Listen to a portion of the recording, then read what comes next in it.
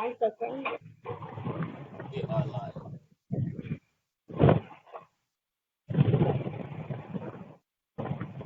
Okay, ready now?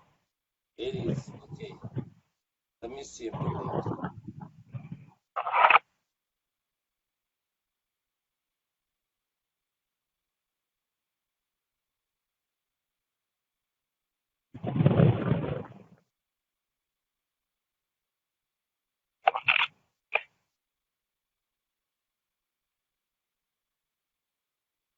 Let me see if we're live. 1 second.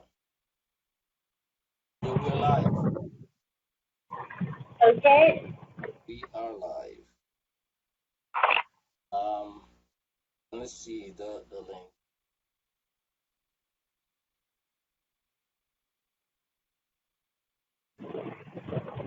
Have you seen the live link? Have you seen the live link? Wait. Yeah. We're live. I'm waiting. Definitely enough respect, Dave. I see Dave is on. Lorna is on from Florida. All right. Guys, Coco from the UK. I see you guys logging in. Awesome, awesome, awesome. Okay, guys, as you come in the room, just what I should say, just start sharing the page, dropping the link. Claudette from the UK is in. Thank you. Bessie, the UK. Lorna B, Florida. I seen you guys. Definitely logging in. Of respect. Thank you, thank you, thank you, thank you. All right, just log in. Just share the page, guys. Share the page as you come in. All right, and also, guys, if you have any questions to ask, remember, ask it, stuff like that. Are you seeing them in the room? You seeing them typing? If you check, No. you could. Oh, you don't see them because they're typing. No. Do you have another thing to watch to see them typing, or you don't? All right, don't worry. But they typing in the room. They're saying hi to you and stuff like that. All right. Coco, did I just see it? Coco, enough respect, Coco. Thank you. I know, guys, we're running late. Barbara Sparks, I know we're running late. And guys, thank you for logging in. As you come in, just go on send out the page. All right. I must say, top of the good evening to you, Tanya, aka Dope Queen, aka Lady T, the whole works. Thank you. So many AKAs. Oh, you know what? I'd love to do it in Shona, but half of who is in the room here don't know Shona, can't speak it. So, and Okay. I can't speak it. I could read it and I could write it. So, Okay. all Okay. right. No, we So, can use it. It's fine. up for you, I'm happy to have you on my set, and it's been over. I would say over. I've watched you, and I've watched you grown for maybe about 5 years. I would say watch you, and try to reach out to you over 3 years. This is so cute. I'm the behind scenes stalker that you never know about, you know, and I am happy for you. You know why I'm happy for you and proud of you. You came from nowhere, like nobody know anything about you. Man, look at you, simple, and the Yeah. way you are right now. When you say something, people listen. And what I like about you, because that part of you is like me here in America, controversy, controversial. You are very controversial. Well, Okay. they say you are controversial. And then when they say that, you Oh, well, say it runs in your DNA, right? You say mm-hmm. controversy runs in your DNA. So Yes, it is does. is controversy a bad thing or a good thing? What would you say? Well, my own understanding of the whole controversy situation is the fact that I'm in the music industry, and where we come from in Zimbabwe, it's mainly like the music industry is like dental orientated. So then the music industry is it's full of men. They hardly accept any females because they think perhaps dental is for men only, and a female is looked at as, you know, the girls that come to the club when the DJs are playing and you just twerk, set to whatever they're doing, whatever music they're playing, they don't recognize females as people that can help in the music industry. I'm looking at even female artists. They come with their own style, their own female version of the whole thing, and they just don't get enough support. And I've seen a lot of girls come in even as a DJ. I've seen them come and they don't last long because they don't get enough support from the guys. Okay. Actually, they may be seen as people that just come to interrupt whatever plans that the guys have in the music industry. All right, so that's where the controversy comes in, because each and every guy that I would come across, I would work with, perhaps they don't like the way I think. Like, then they're finding ways to get rid of me. Then they just create drama around me. Then other women, we talk too much, you know. Women power. End up fighting the guys. Yes, you end up fighting, but you're not fighting because you are a disorganized person, but respect. Because you have a voice within you. You just want to be heard. So you end up also looking like an loud mouth person. Yeah. And also, you got to fight to get your own respect that you deserve. Yes, which is actually very difficult if you see, no. I had to fight years to stay in the industry. All right, no, yes.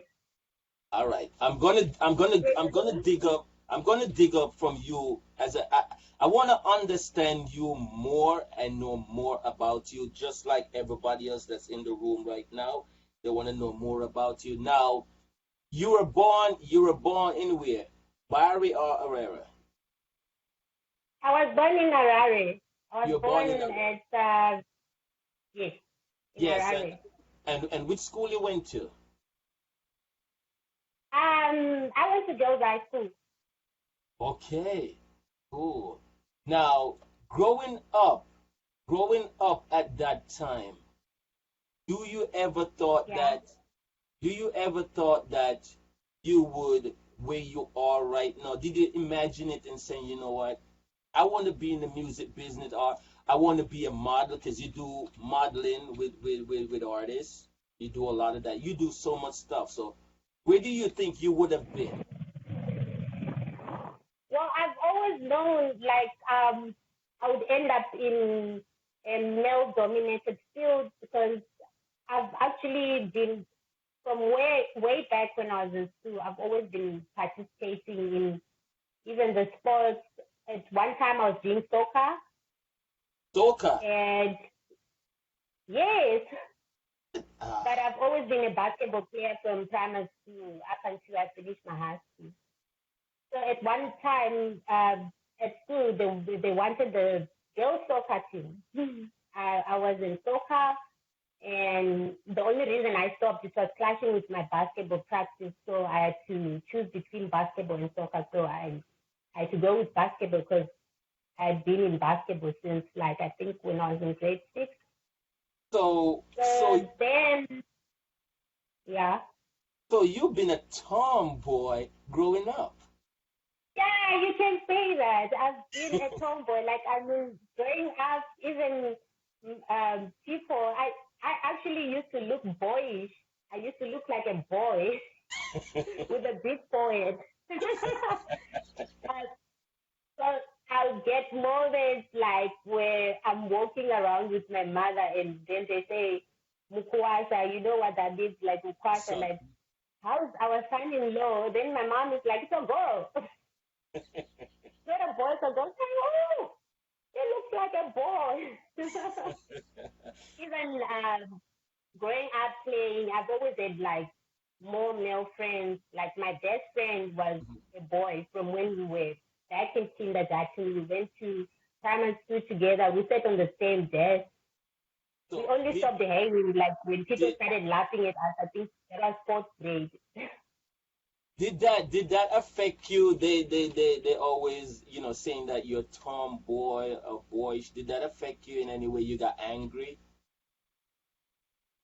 Yes, I did. Like especially the part where they would laugh at my big forehead, where they would say, "You got a big forehead, Ziguma." I would get angry, you Okay. know. So yeah. So what I notice now, so okay, getting that bash from early stage, all right?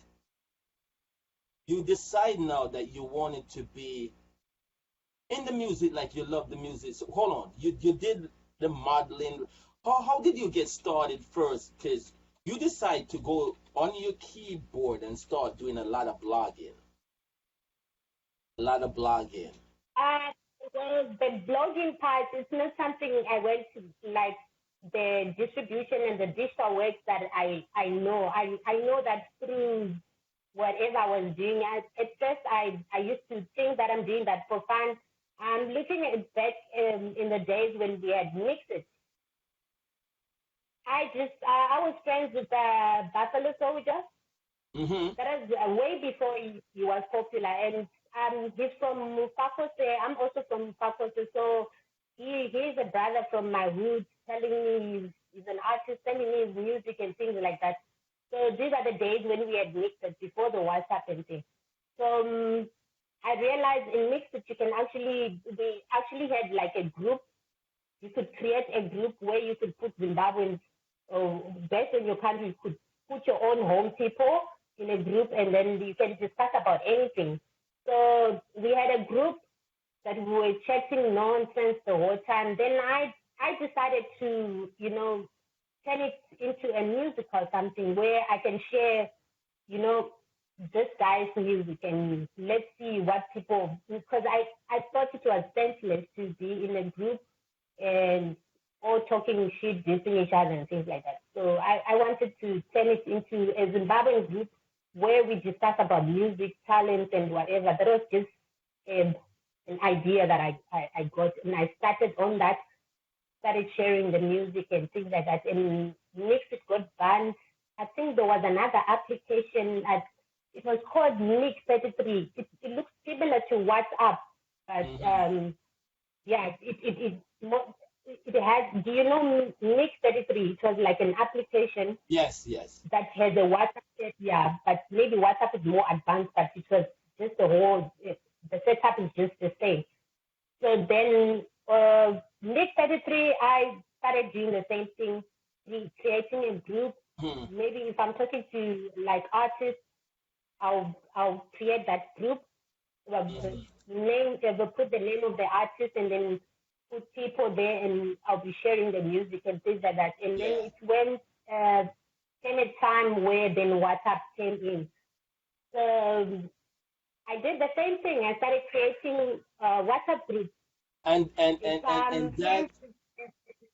That I'm talking to, I'll create, if it's Soul Jah Love, I'll create your Soul Jah Love group where I'm going to be sharing your Soul Jah Love music. Everything that you give me in my inbox, I'll be sharing there and seeing what are the people's comments and whatever. And it became a trend. I saw many other people joining in and creating groups for artists and things like that. And at the same time, I had like a venue. I was staying in Pretoria at the time. I had a venue that I managed to talk to the owners. It was a restaurant. So I managed to speak to the owners. So the restaurant where Zimbabweans used to come and meet, like, you see, after work, you go and eat Zimbabwean food and buy maybe a cold drink and things like that. What's the name of that restaurant? Is it African? No. It was House 28. Oh, House That 20. was Okay, yeah. you heard of that place before? Yeah, I heard of it. Yeah. Yeah, because at one time, at one point, it was like a very popular place where like artists would come in from Zim and come and perform there and things like that. I think they've changed the name now. It's called Wellis or something. Wellis Lounge. But that was House 28 then. So I managed to speak to the owners because I already started a movement where I had like many people that were artists that needed exposure. So I realized in order for me to help them fully, I needed like a venue where I would do a poster and digitally broadcast the post on Facebook, everywhere, Instagram, and get people to come. Then we set up the system, we have DJs there, we'll give you the stage, you do your thing, and then boom, we have a photographer taking pictures, and tomorrow everything is on social media again. Nice. And I noticed you dominated that field and things like that. Now, especially as you say in the music business, male dominant and a lot of female came before you, did not last long because they can't handle the pressure, they can't handle how they've been treated. At any Yes. given time, did you ever say that you're gonna I can't deal with this, it's too much, I'm gonna give up? Yes. Yes, it was back in 2016. Yeah, I gave up. In 2016, I did. I even announced Really? it that I'm done. Yes. Really? Why was That was that? 2016. Yeah, something bad happened. Bev the dancer from them, I heard the name the dancer. before. Yeah, so she kept coming to my inbox. At that time, I was now like hosting events everywhere, not only just one spot. I was hosting events from Durban to Joburg to everywhere. So by that time, every artist, anyone in the art world knew like the person to talk to when you need a venue is Doc Queen. Hmm. So she came into my inbox and she was I think she was coming for the Dental Queens competition that Elder Darcy hosts every year by his Yeah. venue in Joburg, Newtown Music Factory. So she came, she's like, no, I'm coming for Dental Queens for this year. And Hmm. afterwards, I think I'm not going to have any other events. Would you like to help? Then I was like, how many would you like? Then she said, as many as possible. Then I asked how much they show. Then she was like, whatever. It's obvious that I'm going to win the event. Right. Because the dental crew, you win like 50,000 rand for first prize, I think, and then second is like 25, and third is like 15 grand. So she's like, no, it's obvious I always win, but I just want like extra money, like Hmm. after I'm done with the event and I can pass by dental getting and get my money and go. So I got her like 4 venues, which she purposely didn't show up on all of them. Hmm. She only showed up on it was 4 events that I did posters I broadcasted in 4 different towns, 4 different venues in Right. Joburg and Pretoria, which she never showed up in the first 3. Then the 4th one was the last one, was at a venue I was working in Hmm. Pretoria. What's the venue again? La Vianto Lounge. Oh, So I had okay. to speak to yes, I had to speak to my older sister. I asked her, I'm like, no, this girl, she's had me market all these shows and she never showed up. And I don't know what to do now. If she doesn't show up here, my boss is going to fire me.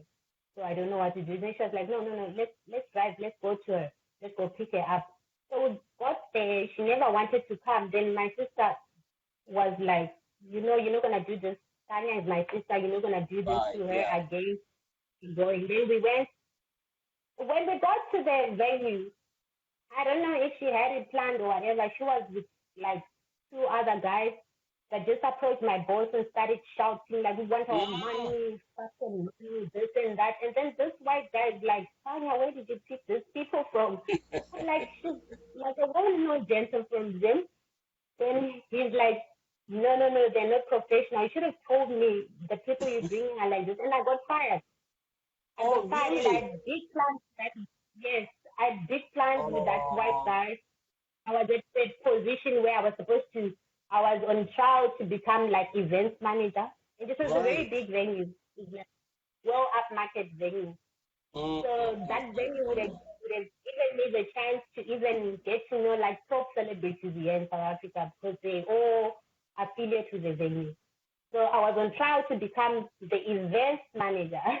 And then that happened and I got fired. So I just got pissed off.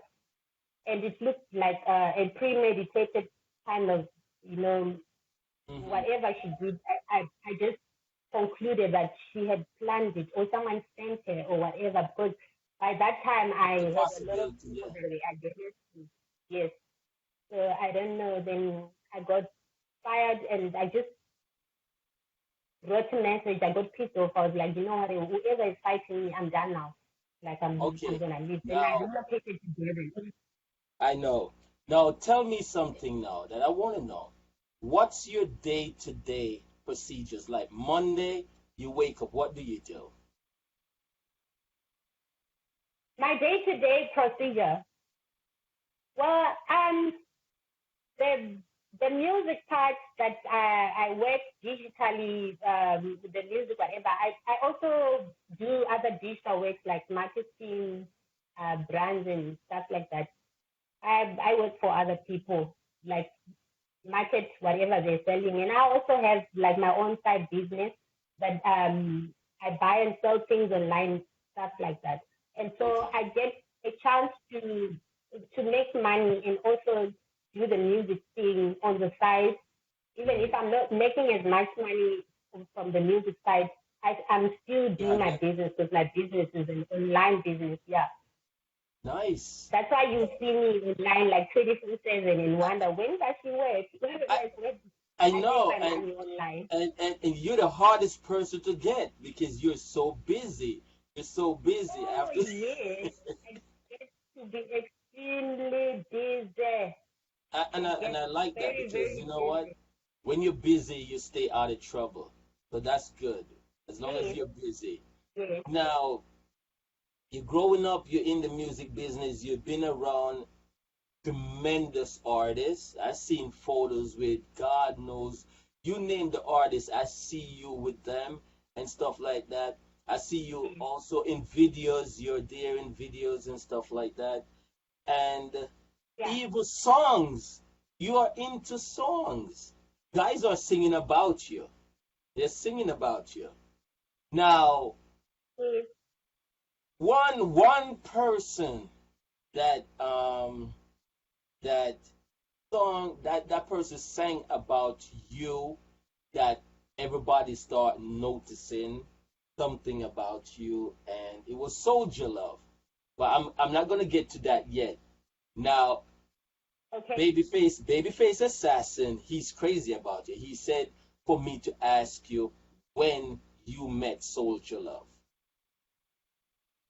Oh, okay. So I'm gonna ask her. Yeah, he wanna know when you met Soul Jah Love. Yeah. What year? What year you met him? What year? That was I started affiliating with Soul Jah Love back in 2016. At the time I was running and yes. That was the time I was running that same House 28 venue. So I'd announced at one point I'd announced that whoever is a sound system, whoever is a dancer, if you're a dancer and you need branding, so I was grooming and branding people like Ghetto Youth and Ghetto Youth coming and saying, Doctrine, I can dance. And then I'm like, okay, I'll put you on the poster there, show me what you can do. And then if you're good enough, I'll brand you. I'll get someone to fix your logo. And if I have enough money, print out T-shirts so you can wear next time I put you on the poster. And DJs, same way. You come, you say you're a DJ, this and that. I'll put you on the poster and give you the flow. So word in the street was like, there's this girl, she's running this venue, and it's always piled up with people and things like that. And I had also started like back in 2011. I was like the first promoter to. I started the trend to bring Zimbabwean artists to SA. I was like, let's bring artists, yeah, instead of like hosting these events and just putting DJs. We can, that's the time that Jim Dancer was like, in the street so much, and you get new artists coming in, and everything was just Jim Dancer. So I thought maybe we could start bringing artists in and start introducing, Zim Dancer to the Zimbabweans that we're staying in SA, and to South Africans that are interested in ZVIKO. So I brought Batman Gwan. You know him? The guy was saying, go, Yes. So he came, that was the first artist I brought in and whatever. Wow. Obviously, then afterwards we had people, joining in, bringing more and more artists and things like that. Okay. Now. And then I'm sure, I don't know, Soul Jah Love has, I don't know if it's his brothers or because the other guy says at one point, I think they grew up in the same house, or his mother was looking after Soul Jah Love, something like that. So they're like brothers, something like that. So he approached me and told me Soul Jah Love had a brilliant idea. He wanted me to work with them and stand in for their brand as their queen. And since I have a venue, then he wants to open a studio, and from ghetto youth are going to be groomed and everything, and we still have a venue because I was the events manager at the venue. So we have a venue from the studio. We're bringing in the ghetto youth to perform and stuff like that. So that's when I started affiliating with Soul Jah Love. Yeah, way before he changed over to Conquering Family, way before that. Because that's a different brand now. That was a new brand. No. I think that's when the conquering part was coming in, because when they approached me, they were forming something called the Conquering Family Pretoria. Right. I remember that was the first thing. Yeah. Where he asked me to be like the queen of the whatever. So that's the time he also had some bad publicity with his brand, like, I don't know, people were talking about taking drugs and, things like that. And I think drama with his wife or something. Yeah. So I didn't want to be a part of that. So I completely told him, like, I can't affiliate with your brand because of the bad energies around your brand. But still, I supported silently in whatever way I could. I still supported, and he knew that I didn't have to go public about me helping him when he needed help, or me broadcasting his posters or whatever. I didn't need to go public about it. But what was the most controversial thing that came across with you? The most controversial thing in the music industry? Yeah. Okay, that was back in 2012. Yeah, 2012. Back in 2012, when I was working with Digital One, the sound from UK, they would ask me to, like, broadcast, putting word out there, that, send me songs and whatever. But then at one point, there were nudes that came out that it's not me, but from the body it looks like me. That was way before the tattoos. From the body it looks like me, so it was like Photoshop. It didn't have a head, but then they took my face and put it on top. And I think the girl in the pictures was wearing, shoes similar to ones I'd been spotted wearing somewhere. Really? So, and this girl was naked. Yes. And what? They like circulating through social media. They were saying that it's me and I'm a prostitute and something like that. But it wasn't me. But then I became more popular then, because then I gained following. I got like even big brands approaching me. Then I just like, you look hot. Oh my God, and this and that. That wasn't me. That wasn't me. Right. And Now, I had a lot of incidents that were controversial, but I don't get offended anymore. I've learned to use whatever negativity that anybody throws turn at it me. positive. Myself, and then move forward. Okay. And upgrade. Nice. I like that. I like that. I know I'm paused right now. I'm gonna fix that. Now, another question that I wanna say to you, especially with you. Give me 2 minutes there, and I'll let you know what I'm talking about. Okay. Yeah. All right.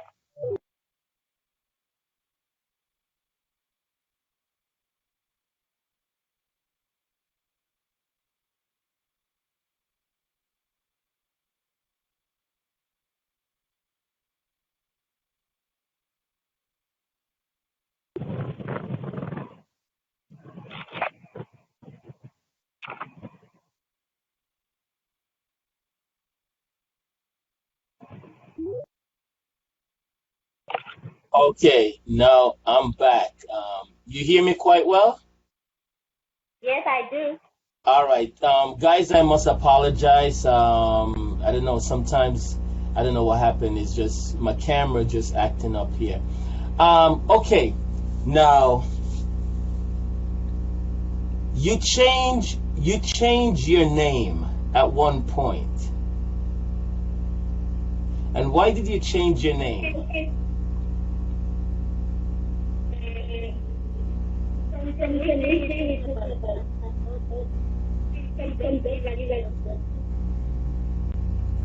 You no, not from Lady T. You changed it from I'm trying to remember. You changed it from to Maso. Hold on, Maso. No, it's not Masoko. Masogo. I'm trying to remember. You didn't change your name literally. Okay, right. Oh, but it was just for business. The lady, I had to speak with the name that I was given. I told you I was working with the music industry. They just started calling me Empress Lady T, like T for Tanya.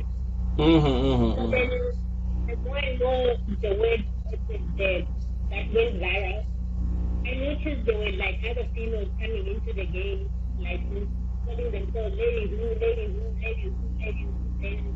Yeah, your voice is a little bit distorted. They say your voice is distorted. I don't know what. Let me go again. Let me hear how you sound. Okay. Yeah, it's still distorted a little bit. Let me see if there's an adjustment that I could make here with your voice.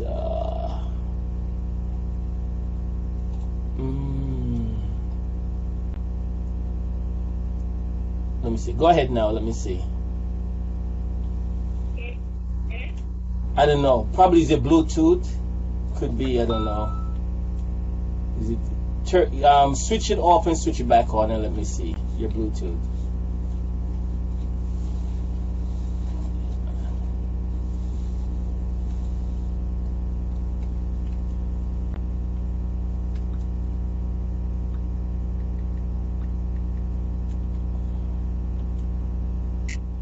Is it better now?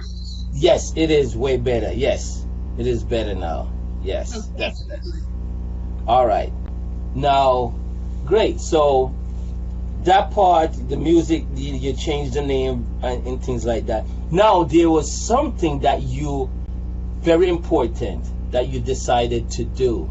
I'm digging you up. Okay. But Right. wait, there was a big changes you was gonna do, but you contact all your fans and you put it out there for them to discuss it, just to hear what they wanted, what they thought about what you was going to do, and then you went and did it, and everything was all right. Yeah, I went on to change my skin color. Mm-hmm. And I had also started like tattooing my body. Okay. Okay. You start tattooing like 2009. Yes, 2009 I started doing tattoos. Right. And even when there's a girl that came across time back in 2011. So then I was using the Dope Diva name. So if anyone speaks about me would go like Empress Lady Dope Diva. Okay. My first tattoo was written Dope Diva, like on my lower back. That was my tattoo in 2009. Mm-hmm. Later, I noticed that there was someone using the Dope Diva name to sing.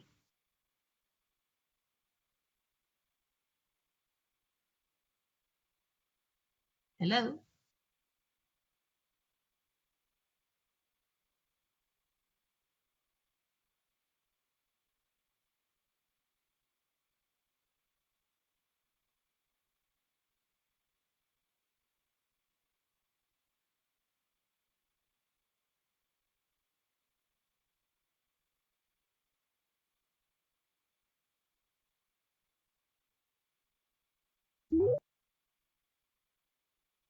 Okay, Yeah, I know. I don't know why my camera freeze. So what I had to do, I had to go back out of the room and then come back in. But I'm hearing you though. I'm hearing you. Yeah, continue. okay. My apology. All right. So later on, I noticed, people say coming into my inbox, they're like, "Can we have your music? I don't sing." They're like, "No, no, no, no." They say that you are diva and you are from Glenora and you are singing. Then I started investigating, like, why are people saying that? Then I realized there's this chick that I come across in Pretoria, like years before, I think a couple of years before, that had gone to Zim and started singing using my name. Whoa. And she gained followers and everything. So the people that knew me would come to my inbox asking for my music. Then I'm like, what music? When did I start singing? They're like, no, there's word in the streets that you've got music recording in Glenora. I'm like, I haven't been. What are you talking about? Then I realized there's this girl using my name. Then I confronted her. She's like, why would you say it's your name? How many names do you have? I know that you Lady T. Now you Dope Diva. I'm like, but I've always been diva. Like, I even have the tattoo on my lower back that says Dope Diva. That was like in 2009.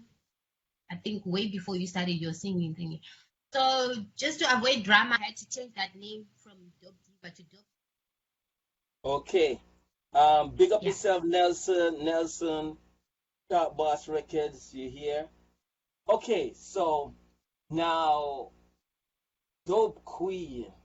Pretty cool. You have over 19 tattoos. You're way past me.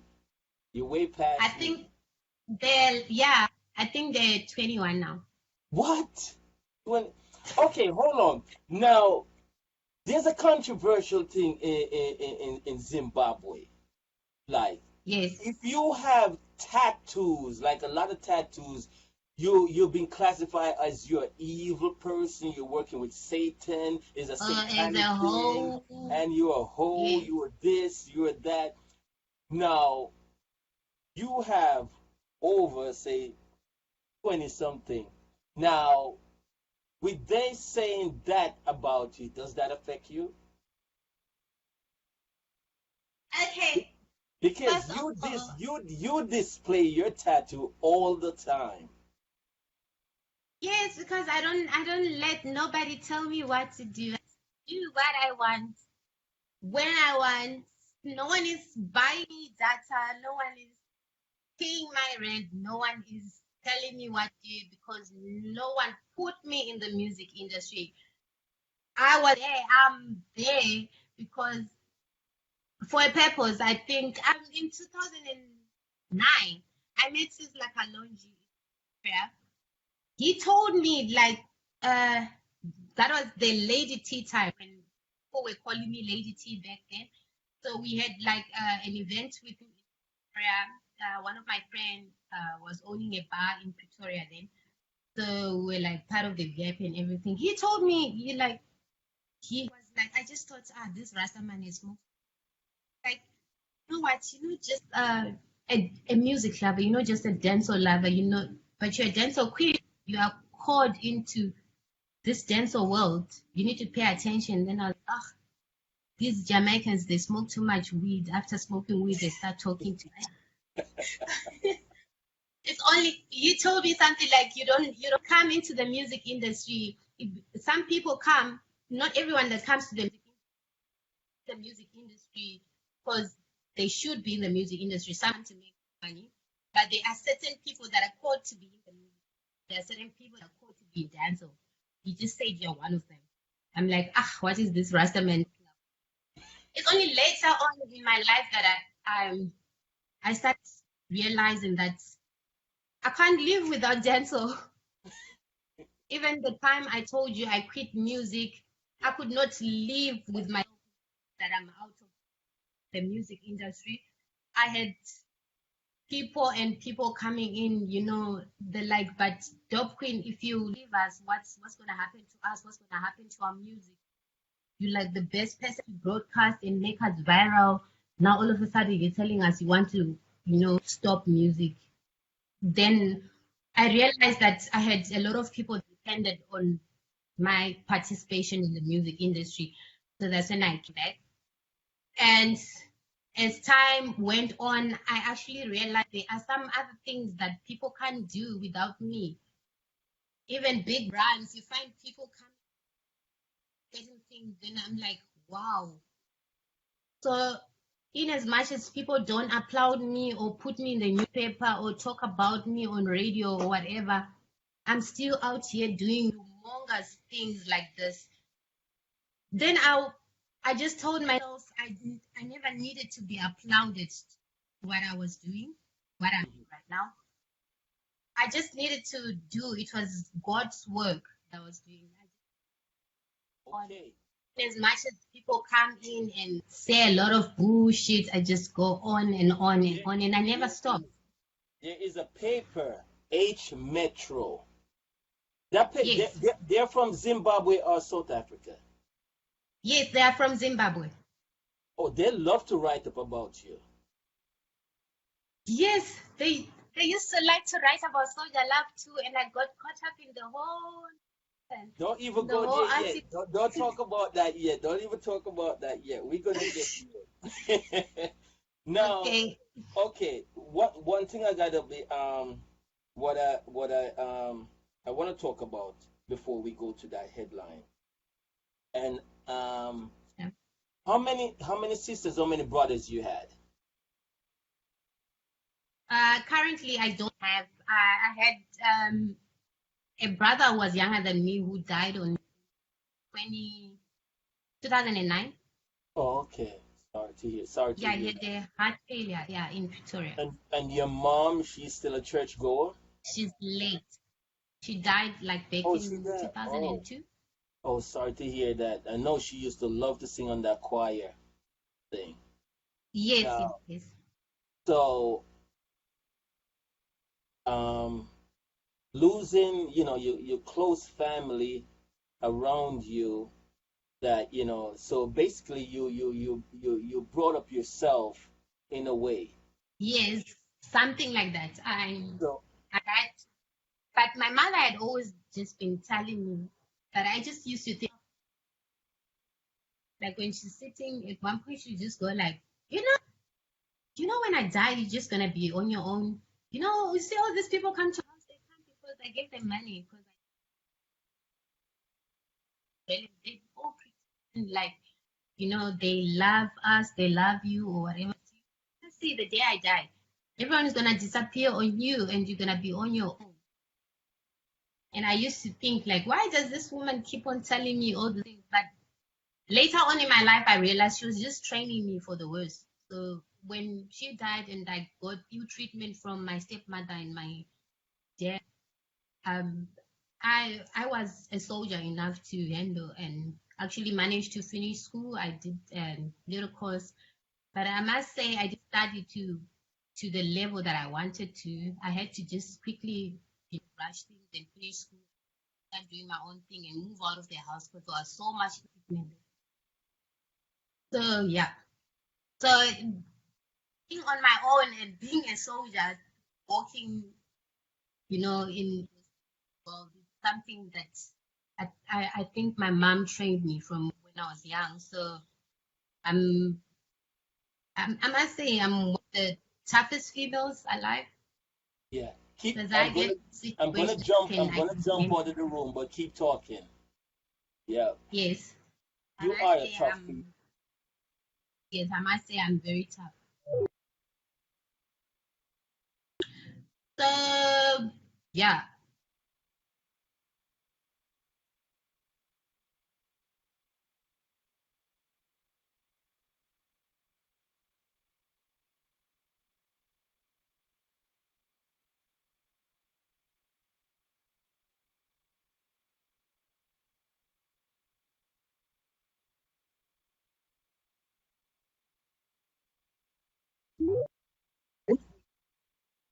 yes, welcome back. Yes, thank you. It's embarrassing. I'm really not loving it.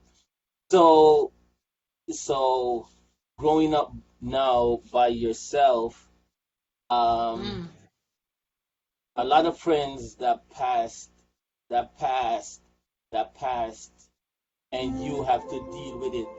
Was it because, especially at this at this time, losing, close friends around you, and Yeah, now especially Soul Jah Love, who you was with pretty close to, his passing also affect you more than anything else. yeah, And when you heard, you didn't deal with it that good, and even now you still hurting. yes, And the newspaper, even now you're gonna be in the newspaper a lot because of his death.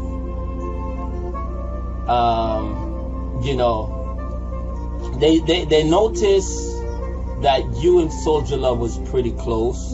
They don't know what extent you were close to him, what extent, but the newspaper are putting that you was the secret girlfriend out there and things like that, because of course, he sings songs about you.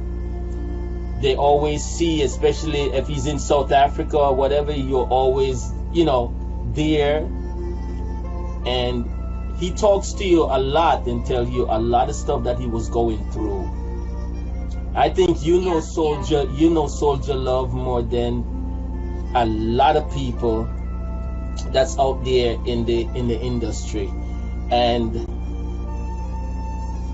I got upset, especially yesterday. I shouted a good friend of mine in Zimbabwe, and we were talking about Soul Jah Love and stuff like that, and I'm saying you are with Soul Jah Love all the time. Most of the time you're talking to me, I see Soul Jah Love in the background and stuff like that. He's been hurting so much, things going on. It's in his music. All you have to do is listen to his music. You know what's going on. Listen to the social media of things that's going on with him. They put it out there a whole lot. Now they say this, drugs, that, whatever it is. You guys know him. Why you guys allow certain things to happen? And nobody wanna talk. He was telling me he was blaming somebody else, and I said, but somebody gotta stand up right here stand up and say, no man, no. Not because this person allows certain things to happen. You are a grown man, you with him. Why you let certain things happen? And he was going around and it got me upset. Now I'm gonna play this here. And for those who don't know Shona, after the song finished, I want you to explain to some of my viewers what he was going through, what he was talking about. Because I know Tanya, it's a moment that I don't want to put you there, but it's a moment that I also need you to get a closure. You're not going to get a closure today, but you will somehow get a closure and pass that moment. You know what I'm saying? Because you were very important in his life. And I need you to just take that time off and talk a little bit about it. As I said, I don't want to get you there. I'm going to play this song and you just explain something to the folks. And then we talk, okay?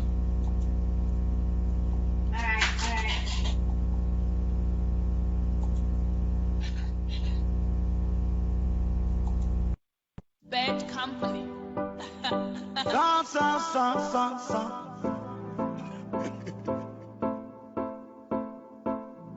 Bendeza.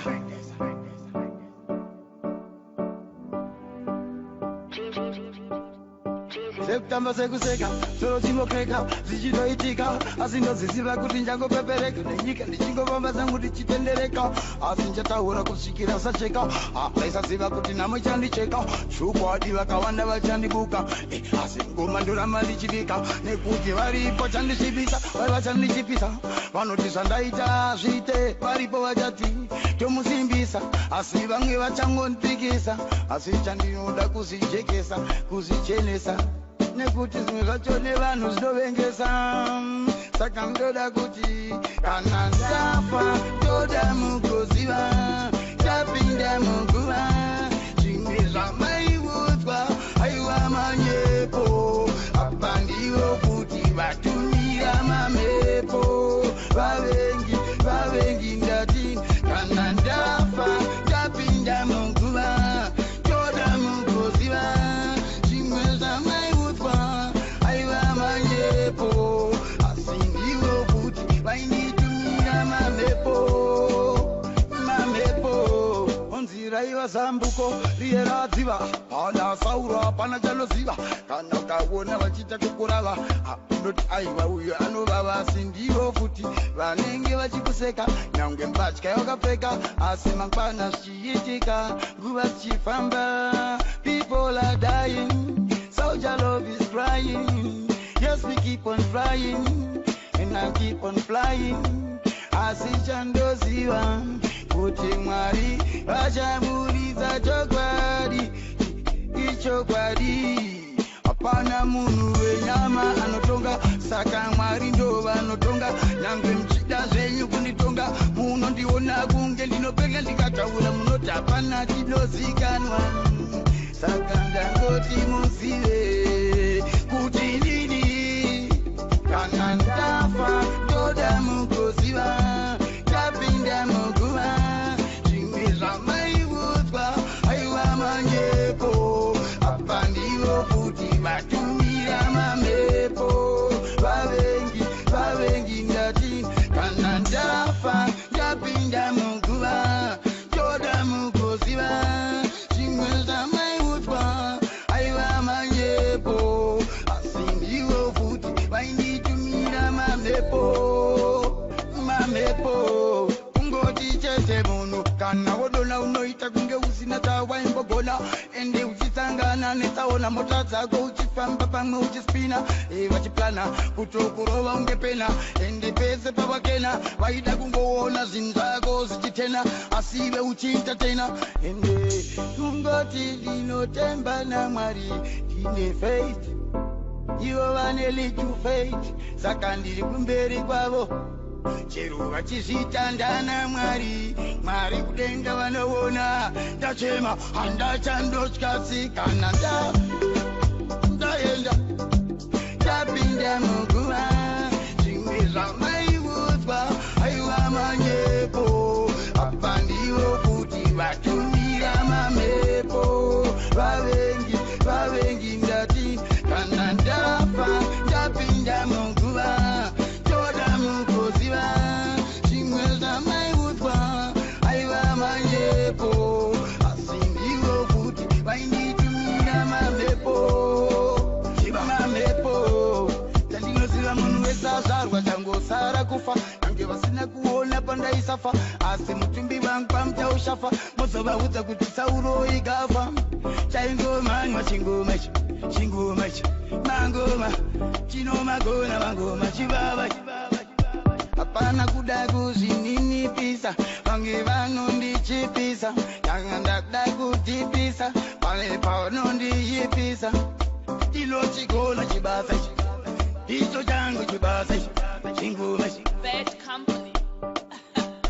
kana ndafa ndoda mukuziva ndapinda muguva zvimwe zvamaiudzwa aiwa manyepo apa ndivo futi vatumira mamhepo vavengi ndati kana ndafa ndapinda muguva ndoda mukuziva zvimwe zvamaiudzwa aiva manyepo asi ndivo futi vainditumira mamhepo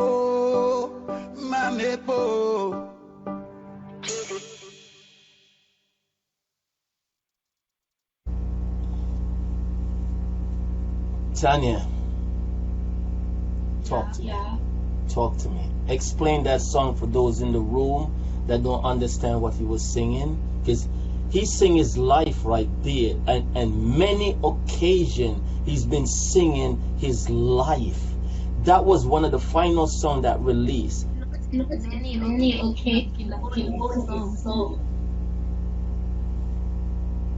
speaks about himself and situations around him as an artist and him personally. Yeah. And that song it tells a lot about friends who is haters around, people who he trusted around him. That's not there for him. That's feed off him. A lot of people feed off him. Just hang around him just to build. A lot of engineer bring him in the studio. You know what pisses me off? This morning I found out that he has friggin' 50 songs out there by engineers who has not. Nobody knows about it. Over 50 songs he still have that people have from him. It's like they will drag him in the studio, have him do recordings, and that's it. He leave out and he's gone. Now, I got a call yesterday, and I'm not going to say by who, because they want to start off a foundation on Soul Jah Love. Triple, we want to do this foundation on him, continue to do this and that and that.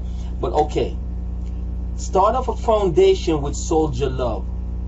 Who is the right person that gonna really, okay, this is the foundation for Soul Jah Love. The money will go for his foundation or whatever. Is there a set person there that can fit that within his camp? The Conquering family? Is any person that your opinion that you think could really stand up and do that? None, right? Right. Thank you. You understand? So a foundation, I know he talks to you about a lot of stuff. You know, me, you talk, and you know, a lot of stuff. Now, you came up in the papers about him. Soul Jah Love, he never discussed it. He never discussed it. You never discussed it also. And I'm not going to go in there and talk about it now. But do you did? When the article came out, which he told me that perhaps Bounty Lisa did the article. Yeah, but for those who don't know, Bounty Lisa. For those who don't know Bounty Lisa is his ex-wife that left them. Okay, so Bounty Lisa came out and mentioned you. No. He, what Soul Jah Love told me, he told me he suspected she was behind the article. I don't know. I just woke up with an article saying that Jah Love is also ex-wife, and it's showing up wasn't. Okay. Oh, so they say. Hold on. You're saying the article. Hold on. You're saying the article saying that he moved on from his ex-wife and to a new person.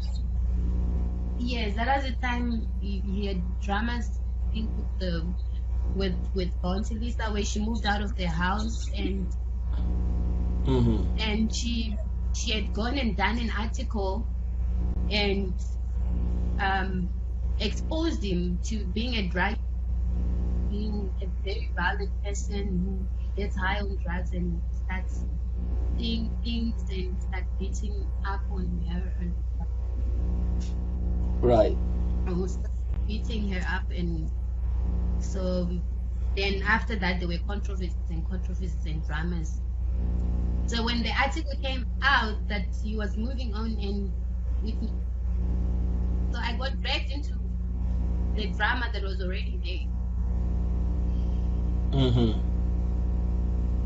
Now, number one, people love the drama and they're gonna strive off the drama that's there. You wasn't the fault. You wasn't the fault for Soul Jah Love and why Bounty Lisa left them. Everybody knows the reason why. But of course, Bounty Lisa, she gonna put up something as a defense. You know what I'm saying? But that wasn't the reason why.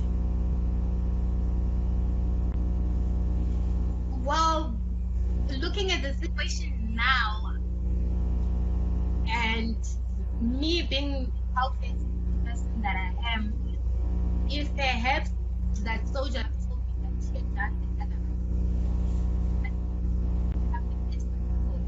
that she had left him because he's the one beating it up, and then to later have an article where he in the picture and saying he's already moved on.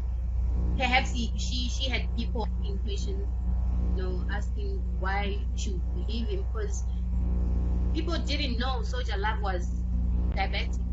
He needed someone to always be there with him, like inject him and make sure he's eating, make sure he's not doing anything stupid and eating his insulin.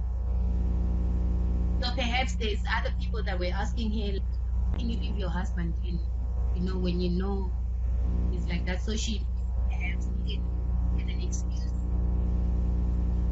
clear her off the situation.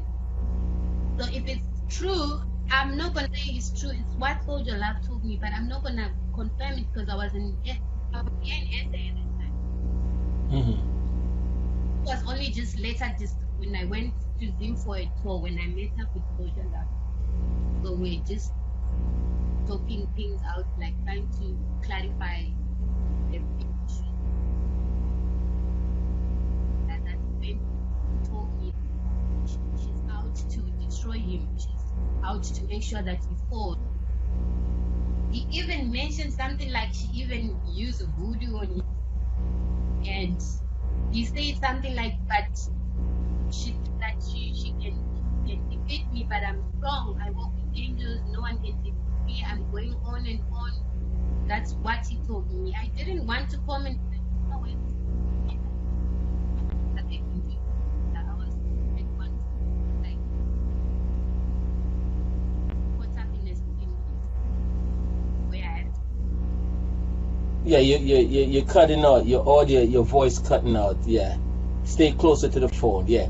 So Soul Jah Love saying that Bounty Lisa, he think Bounty Lisa did voodoo on him, and she's very much evil now because she Yeah, left. that's what he told me. Okay. Yeah, Now, and he did mention that she's out. He and calls like he's everything. Yeah. now it's so funny after he died. Now she's talking how much she loved him, even though he wasn't. He was No, this she and lied. Because when she left, when she even, I'm into the helmet movement. yes. She came to me. This is way before after I think they had the fight. She came to me. She asked. She said she went to the conquering family. She needs help.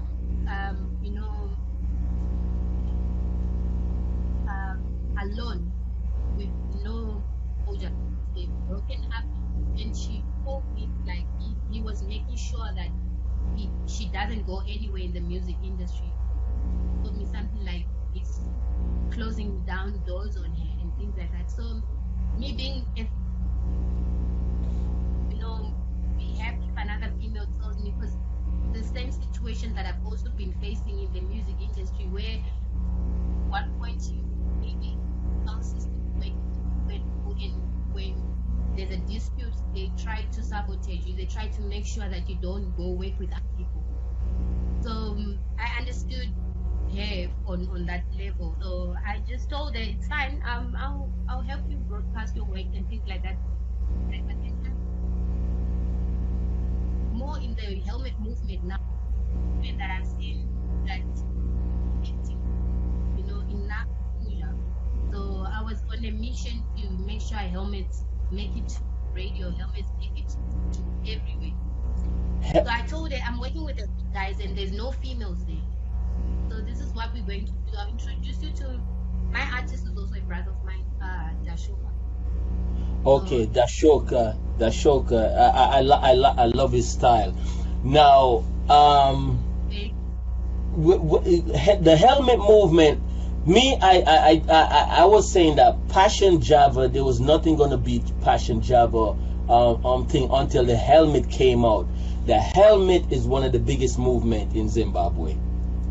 One of the biggest movement. Everything helmet DJ, helmet this, helmet that.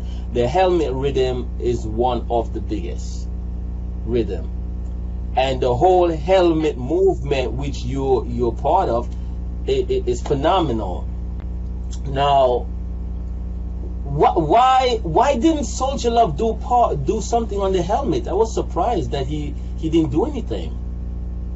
Oh, he did. He did a lot of helmets. I Really? remember this. Yes, he did.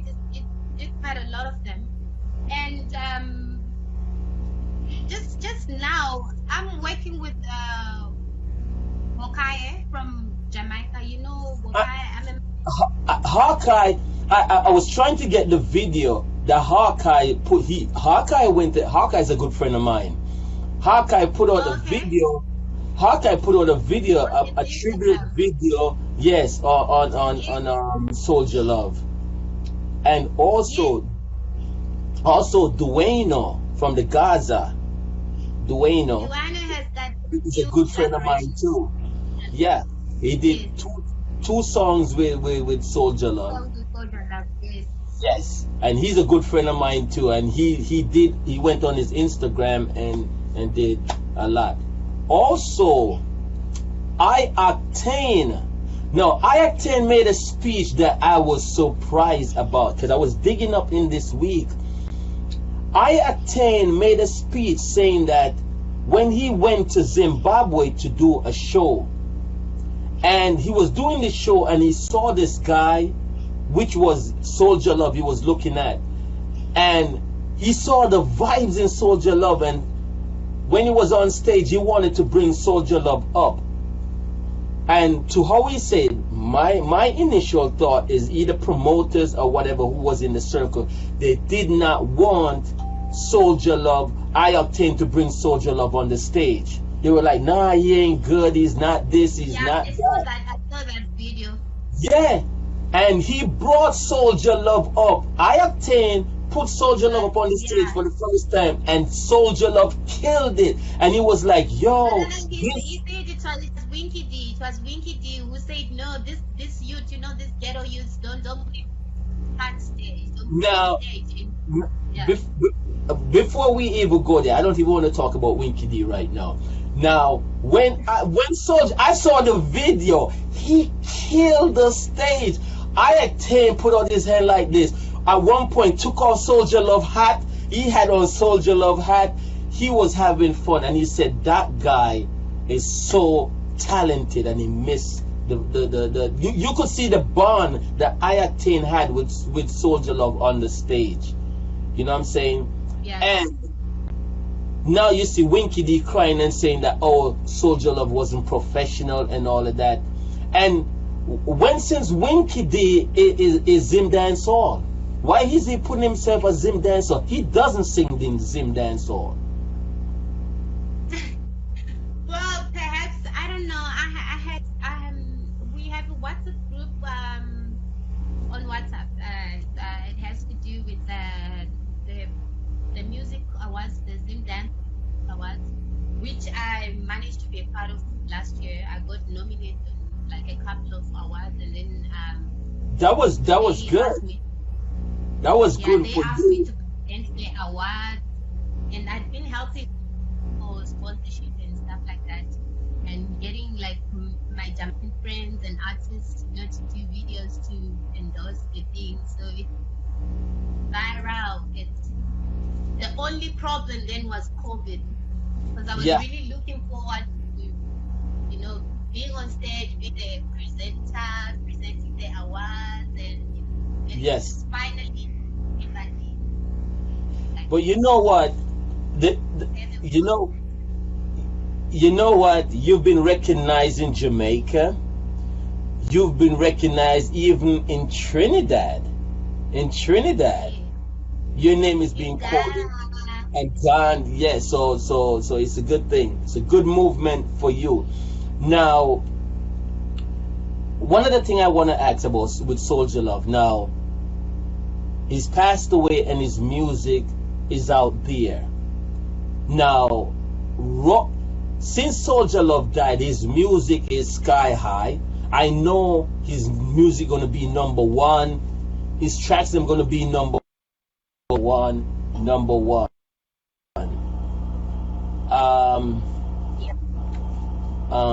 Oh no, we froze. Wait, you hearing me? Now, what about what about the royalty?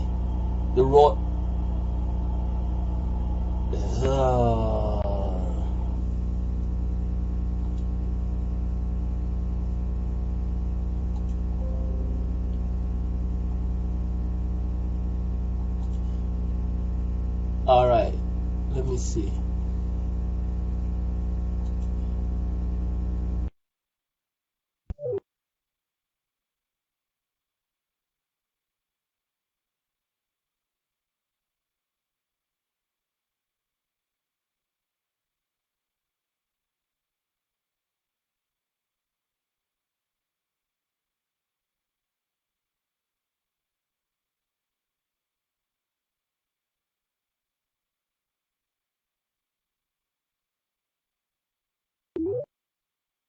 I am so upset. This is so unprofessional, and it's not me. It's the stupid system here just crashing. I have to definitely check it out. Okay, now with what I should say, Soul Jah Love music and things like that. Now, I know that he has a trick about it. Huh? You know, he has a trick where he you say he has a track that he talk about what? Where you talk about no, it's a lot. People never believe it. They used to say that I'm with and only the day that I would see the whole brother and treating me like a hero. and even the people never used to listen to my music will start listening to my music the day I die. He has a song that Wow. Powerful. almost like I don't know. I think this guy used to do some time traveling. Unbelievable. Whatever. I think it was He was ahead of his time, and he know that. yeah, he was definitely. I remember after the picture drama, after the picture came out on in the newspaper, the first time I met him when I went to them, he was like, "Job Queen." What? And the infected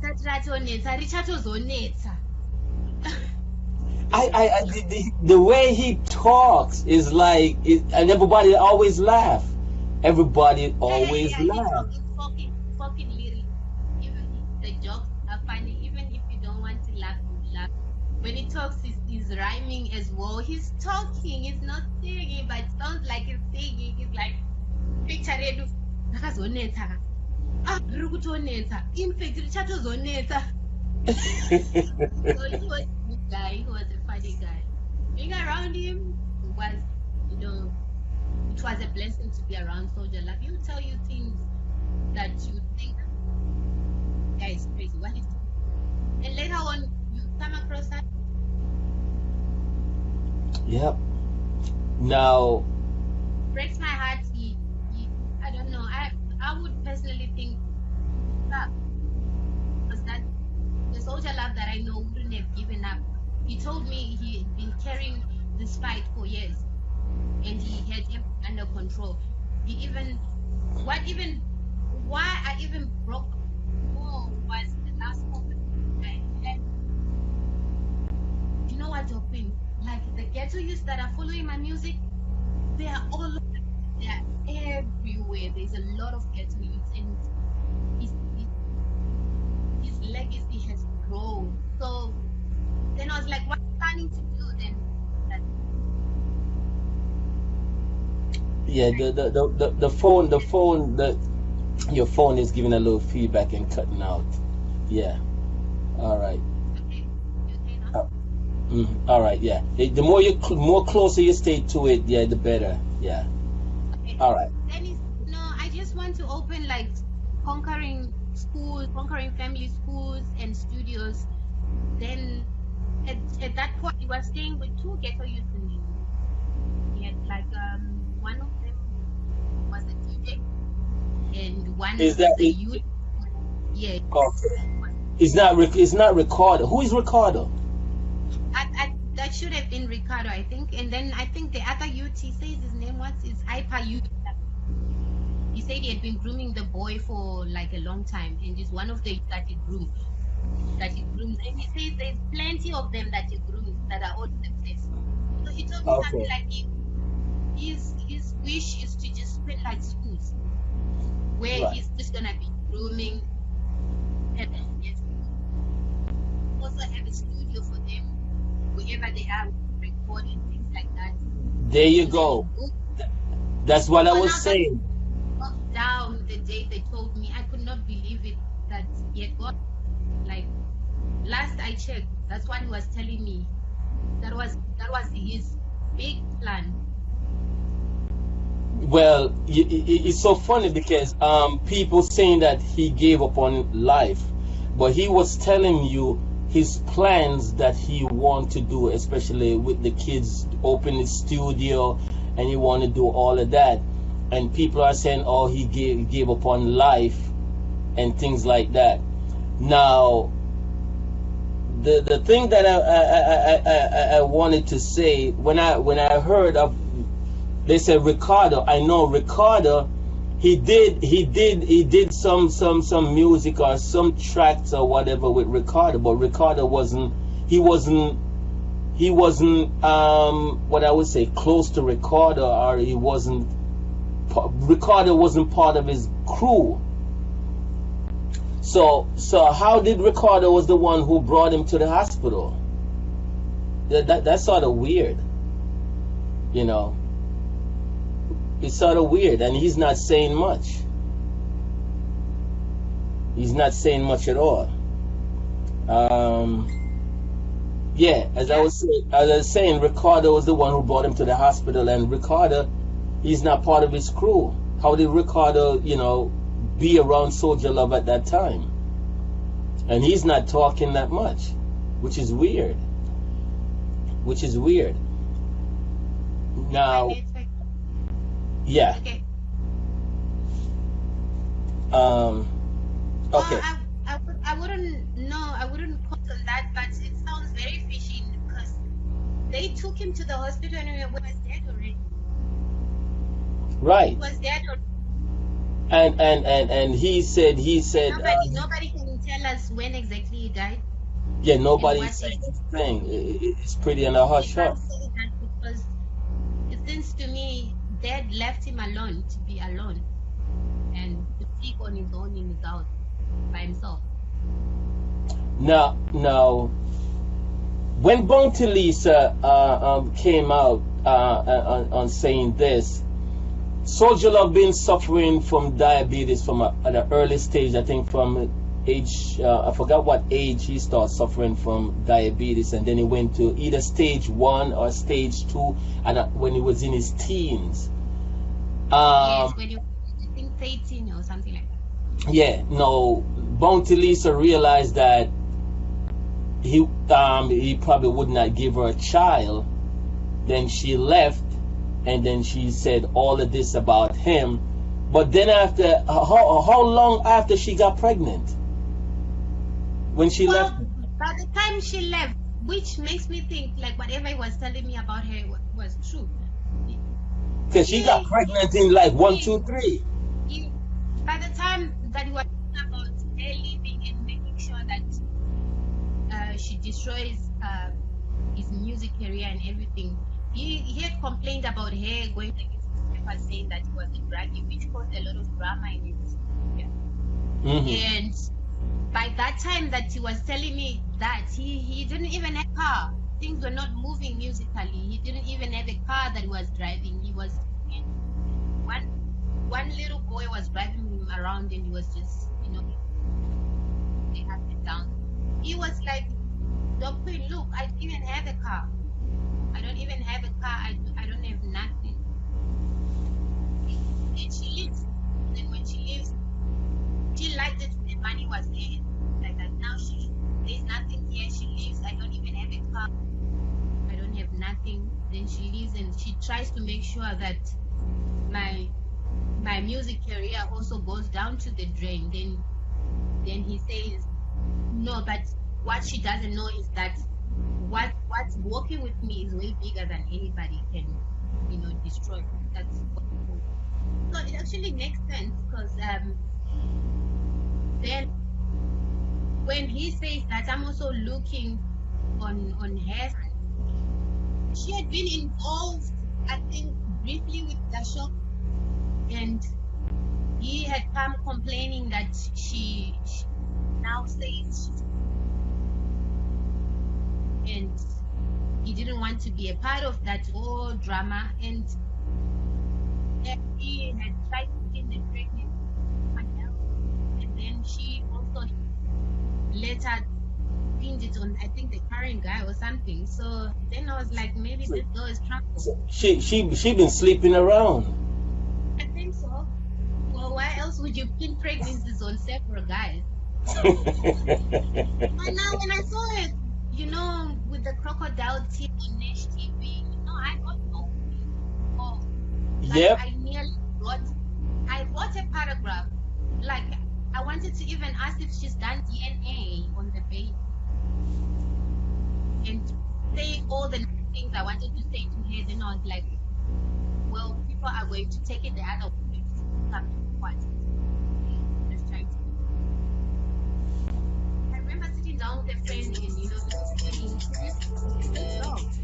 see what she's writing here? See what she's writing after everything? Wow. Personally, talking to alive, like Soul Jah Love like every time. The way I saw these issues was different from Mm-hmm. Ben's view. My own view was different because I didn't get a chance to speak to the person in question. Mm-hmm. So I'm like, there she goes with the good out thing. I think she even mentioned at one point that I'm left. You're not hearing. You're cutting out Yeah. again. You're cutting out again. Yeah. What were you saying now? No, I'm saying I think at some point she even mentioned that, oh, he's left us a very big job. Like, you know, I'm left with no option than to go and carry on with his work and whatever. I'm like, look at that She. man. Like, does she have? Hey, I need every. No, so we take it somehow, and I end up in the newspapers again, and you know, the people are going to think we trying to use soldiers.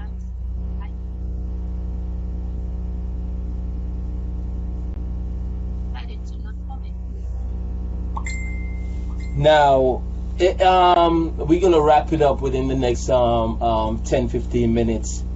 Now, Okay. with Lady T Entertainment, Yeah. you're doing great with that, and I like that. And I notice you're doing the clothing line also part of it, which is pretty cool. I'm just sort of upset with that part because you're very sexist. I don't see anything for guys. It's just ladies thing. What's up with that? What's up with that? So what happened? We don't want to be dope fan also? Huh? No, my brand was all about women empowerment. Women empowerment. Wow. I come from fighting. I come from the struggle. Even me being on the decks, being a DJ, it's all me trying to shut out the Dance is not for men only. Like they say, male dominated, but it doesn't mean it also. So Yes. women, we can be the decks, we can be MCs, we can be dance, we can do whatever. We can be promoters too. Yes, definitely. That's good. Someone, Perlene put in the room, if the people of the country rated him so high and they give him a honorary funeral with 21 gun salute, then they need to investigate his death and make it public. Okay, yeah. Oh yes, that should be done because apparently the story is now coming out that on the day that he died, his phone went missing. It was found in Barre. His phone was found in Barry. It was stolen on the day he died, Okay. Wow. and they found it with a missing memory card that had, I think, about 100 songs that he had put inside the phone that he had planned would be, I kind of feel like he knew he was gonna go, so he was already planning. Even the part where they accused guys that took out the Kanandapa song. Yeah. Yeah, the guys that took out the Kanandapa song. I've seen the newspapers that are starting to, talk about, that was right. That they had been told. He told them that he was planning everything, that what would happen after his death. Even if you listen to all the songs, it's like premeditated and everything he knew. And even the part where he sings about how a lot of people will now start downloading his music after his death. And the part where he says you should speak the truth about him, because most of the things that social media used to say about those men are lies. He had to. I even remember at one point he even come out in a video dissing me, so people could stop focusing, stop trying to follow my relationship with him. So he had to come out in keeping me just to distract. So this is how he operates. This is how. Oh yeah, I heard about that video that they put out dissing you, basically what people was keep saying and stuff like that, and and then of course it was affecting you also and thing. But so he had to do something so people can. But he still didn't do anything. He still didn't do anything because most people say, "Oh yeah, he's just saying that," and they see you and him again. A huge impact. It changed the way people were treating me. I always used to tell him, "You're a genius. You have way around this whole thing. How to work things out." Now all he wanted was people to focus on his music, and they end up other nonsense like, "Who is this kid? Why are you doing this song?" All he wanted was for his voice to be heard, for people to listen to his music. I would say he's a person who was dying inside, and when he comes out in the open, he has to express himself. Nobody listens. People just call him. He's a thug. Oh, hang around with those Zimbabwe guys. Oh, he does that. This and that. So I music. All right. Just before I get to winding up here, you linked up with Meadow Sound International. Meadow Sound came out when? 1993. 1993.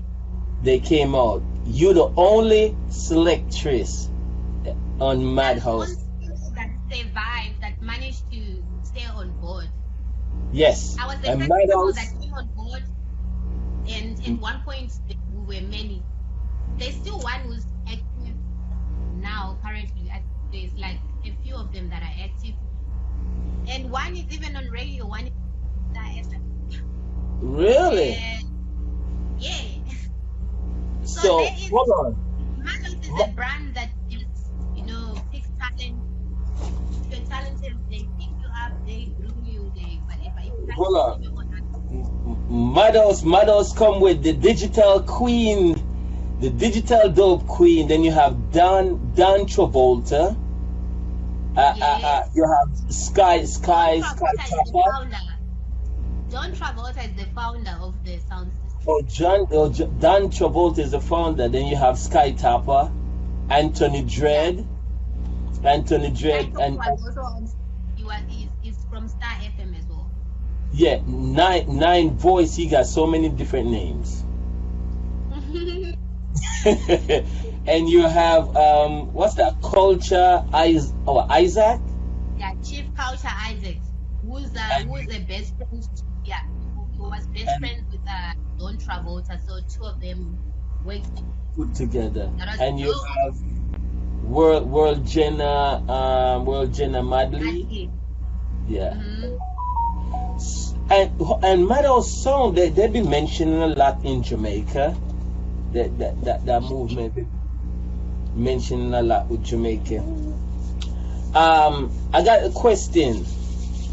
Who do you think is the best male vocalist in Zimbabwe? Best male vocalist currently.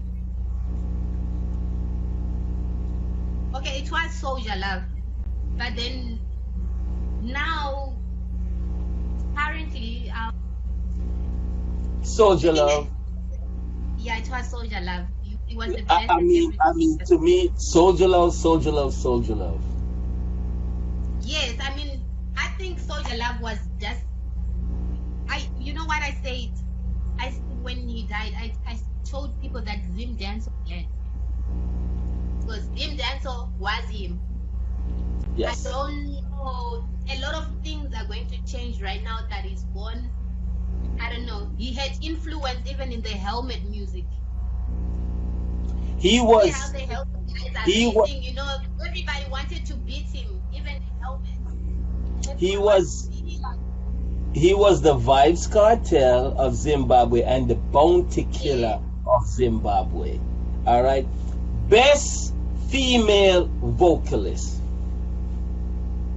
Best female. Vocalist.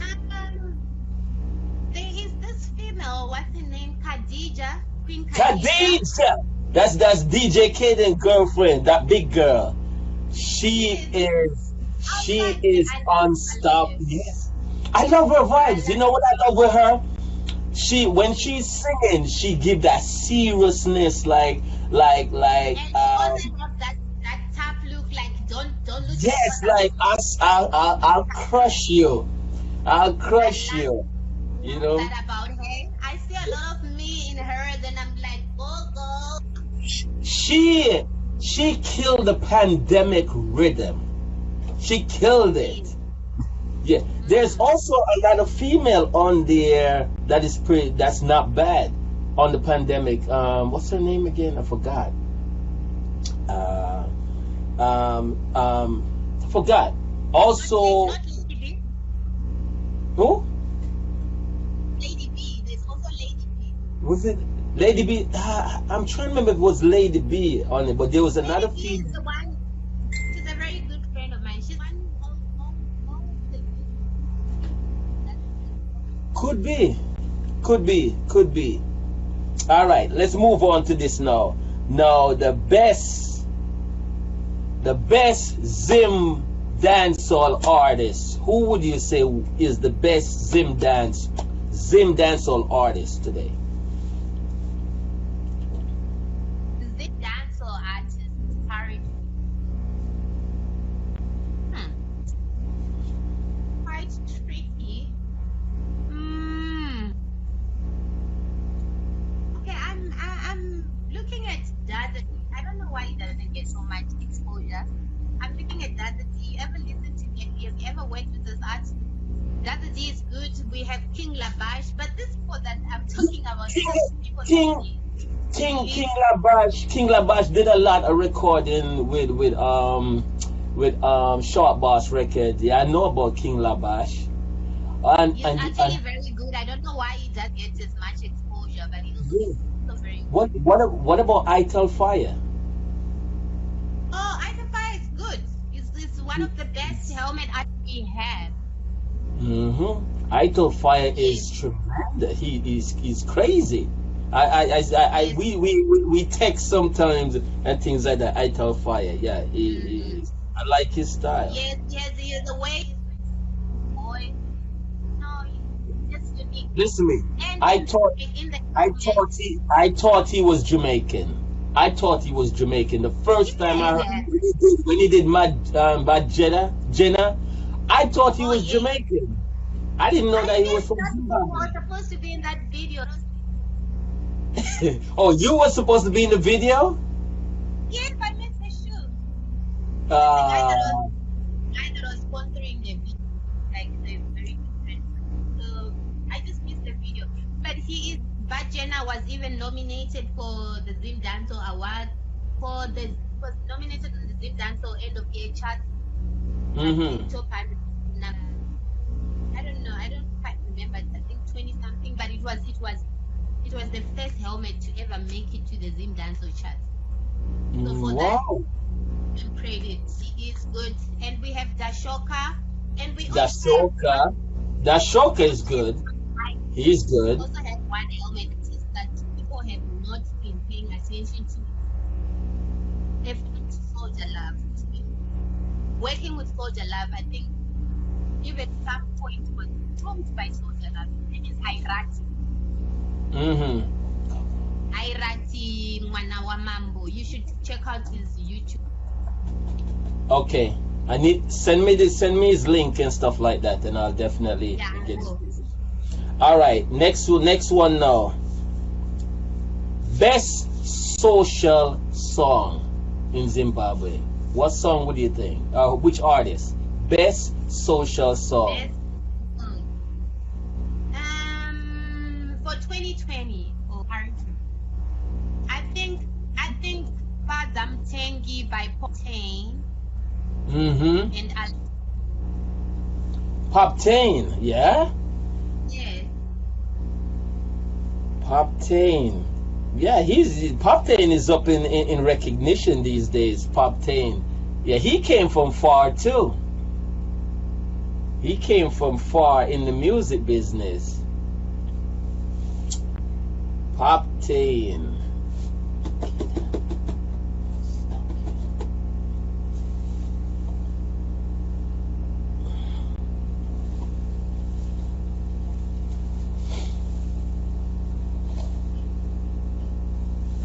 Give her time. I think her internet just gonna automatically come back, and then we're gonna wrap it up within 10 minutes.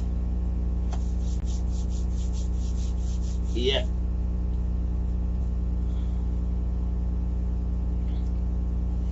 Ladies and gentlemen, it's been a pleasure. We're talking to Dope Queen.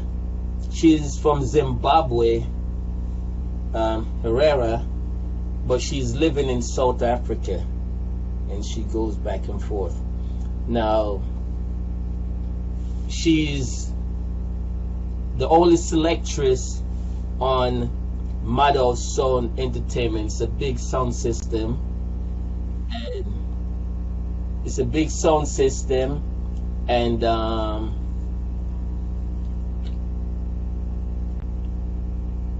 it's known all over in Africa, and also being recognized in Jamaica.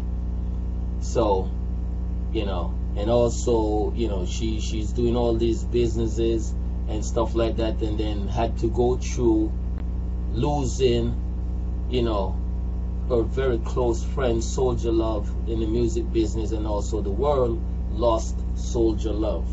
There's so much controversy going on within the way he died, and also she's back in the newspaper because they realize how close she is, and Soul Jah Love did a song about her, wherein everybody start noticing certain things and stuff like that. It's also said, aka Bounty Lisa, his ex-wife, because of Soul Jah Love, he had been diagnosed with diabetes at an early age, had to use insulin from he was a teenager. She left him when she realized that he cannot bring forth a child in the marriage.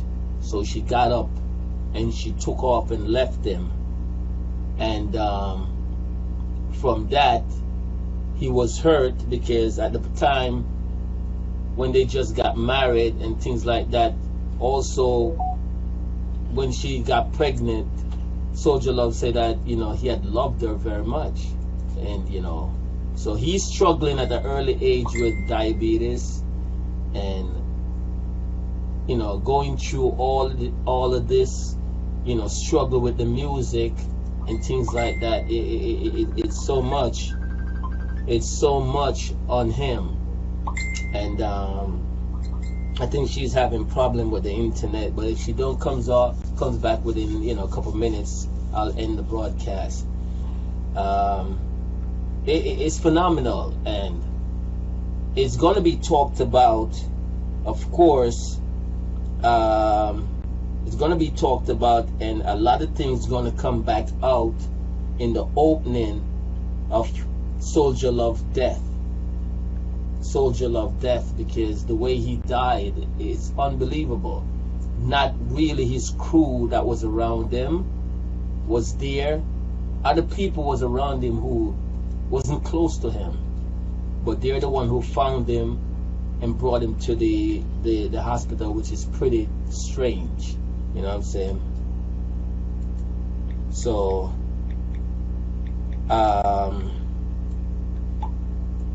we wait for couple more, maybe 2-3 minutes to see if she got by the internet and things like that. But his music will live on. He's been recognized, and he's only 31 years of age. 31 years of age, and had obtained so much in the music business. He died, and he was given a hero's funeral from the government.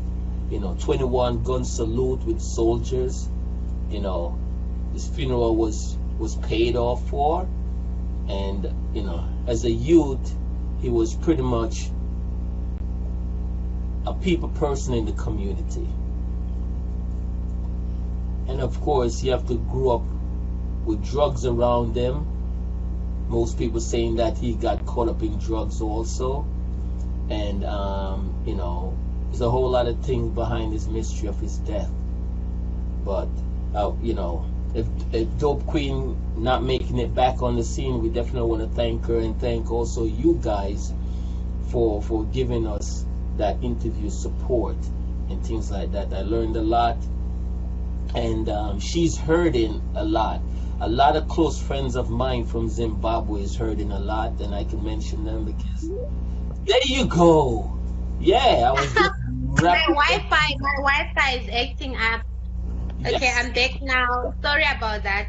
All right, I because I wanted to get this real fast with you. So we deal with the best social song. Now the best dedicated COVID-19 song in Zimbabwe. The best COVID-19 song in Zimbabwe. Who you think did the best COVID-19? I love the one. Soul Jah Love did the COVID-19. Yes, I have not heard that one. I have not heard that one.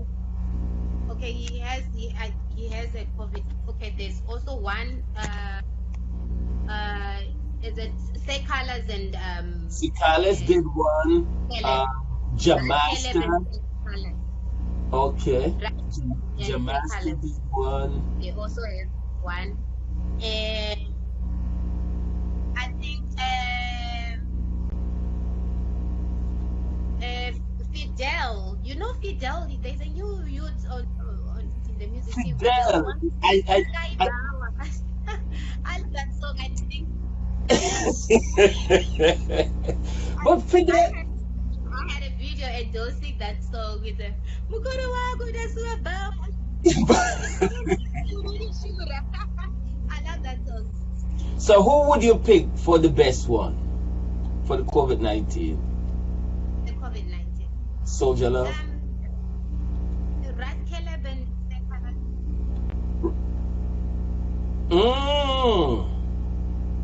It was nominated. It was nominated for. But who got it though?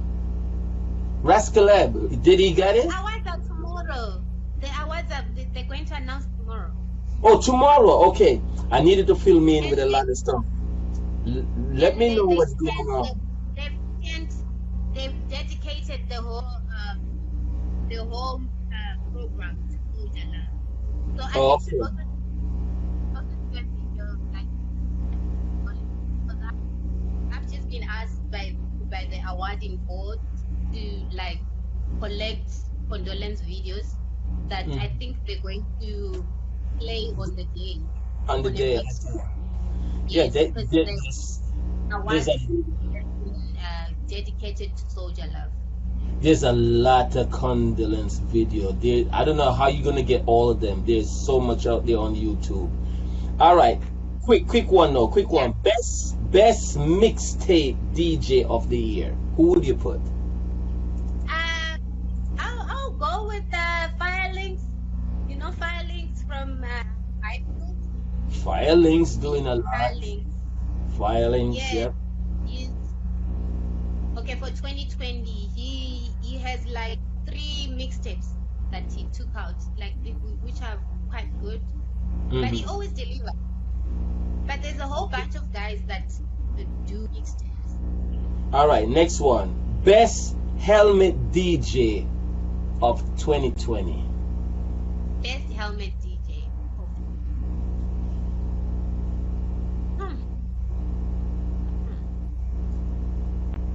I would still go with Firelinks because he's one DJ who's persistent with helmet. He's the baby that is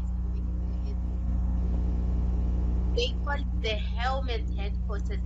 When I went there for the first time, They said it's the helmet church because it's like little Jamaica. You get inside there, they're playing like hardcore dance, so they're playing like Jamaica.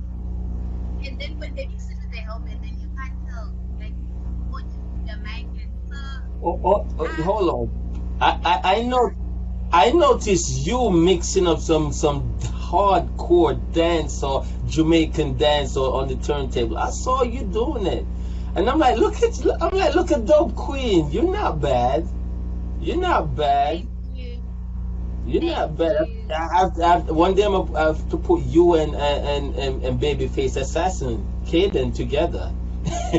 Because you saw him practicing in the studio yesterday. You saw him practicing for a I little. saw him spin the tables yesterday. He's quite good. Are you the one teaching him to do that? Yeah, he's getting there. Yeah, he's bad. No, he's saying that he's teaching me now. Yeah, but he raised up right here in the studio. He raised up right here in the studio, so he knows a lot. And you want to hear the sweetest joke?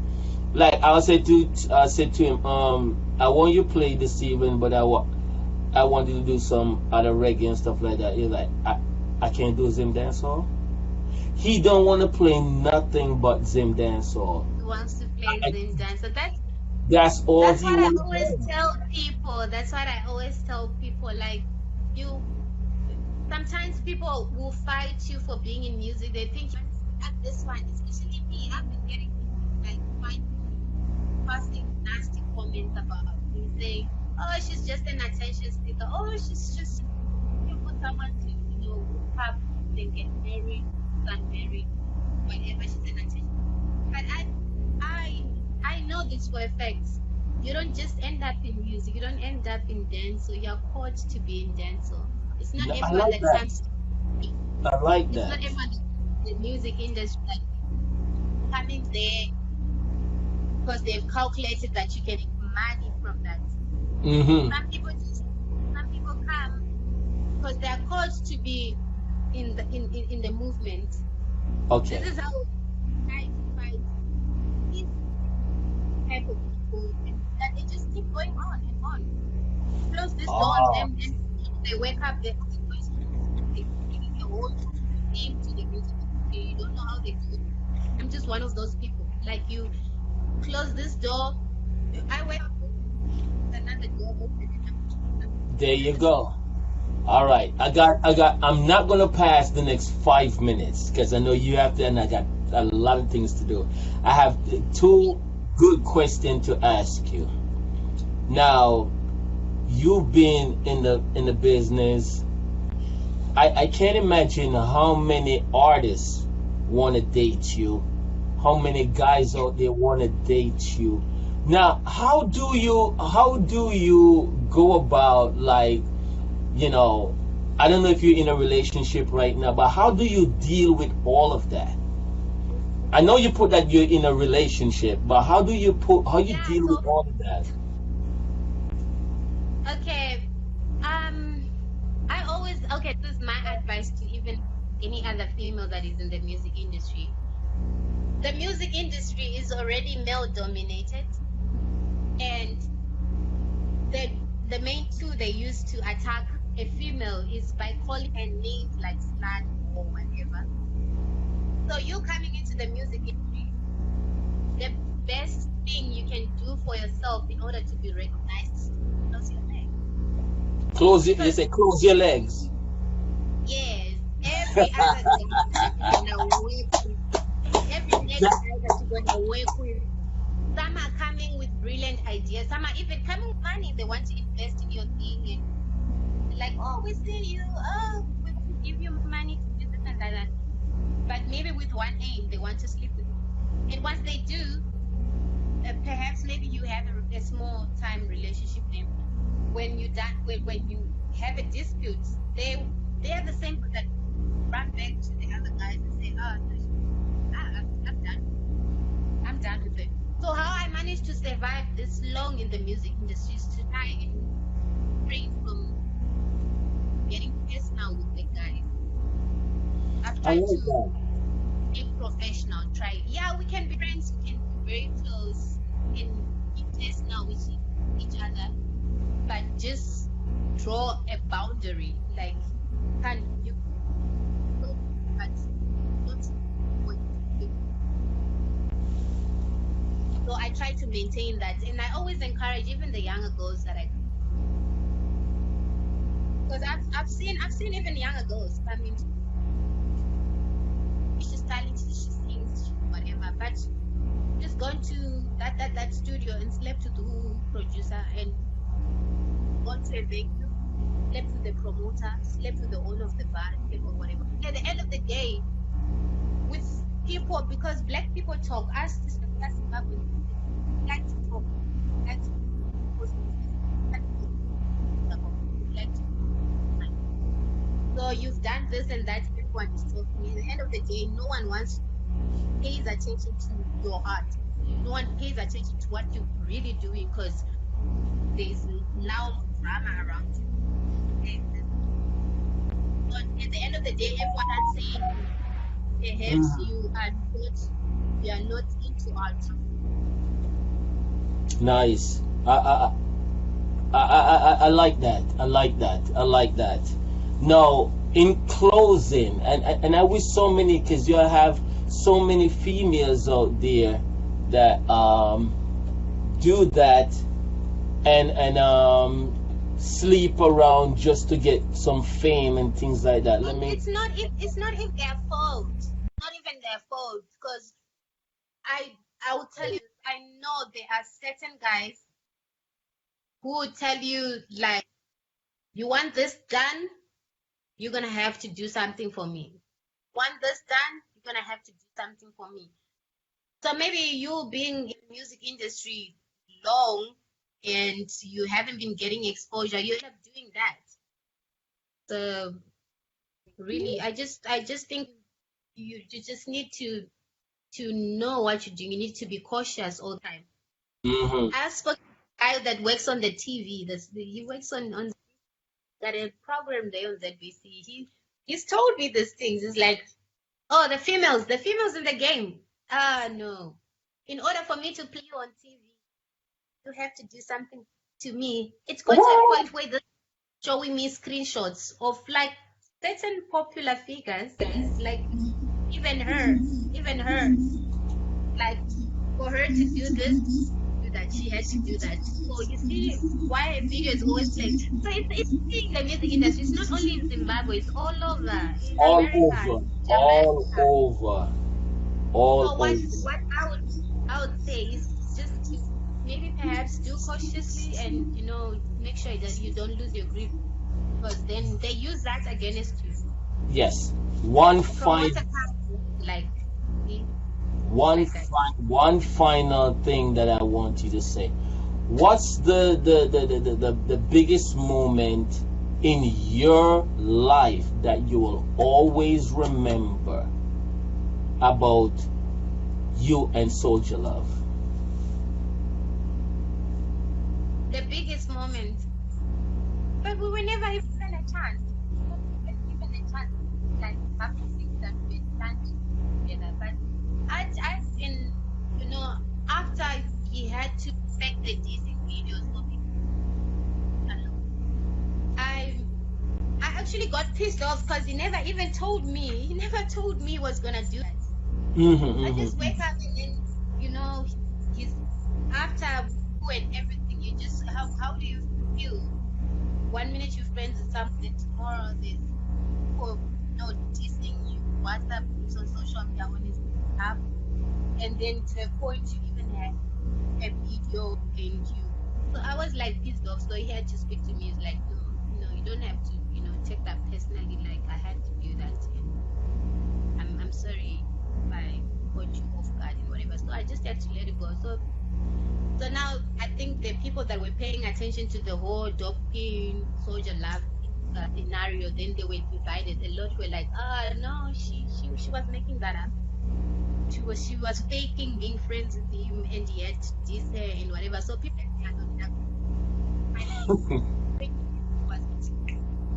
was the hack. I had journalists come to my inbox and this and that, and it was getting hectic. at some point I thought I was drowning. I was like, crashing. So I give props to him. The whole drama. Okay. So the band would do much because the main objective was to the studios. All right. Yeah. Tanya, Dope Queen, Lady T. There's so much things I could sit and talk to you on, and and you are such a cool person to talk to, And then when I talk to you, you make me laugh. Too much. No, but you know what happened? Again, you're in the music business, so it makes you talk, and it makes you, especially with you see a lot, you in so much around you, and you fight hard to get where you at. You understand? Yes, I. So and you know what? And you're still fighting, because what you're fighting right now, you're fighting the bad mind, the covetous people that's out there, and who are talking the crap that they will always talk. So again, you have to fight that. And what's so good about you? You don't let a lot of things like that bothers you. Even if it bothers you, you don't make it be known. You probably just deal with it on your level. And I can't imagine you put forth so much artists in Zimbabwe out there in the forefront.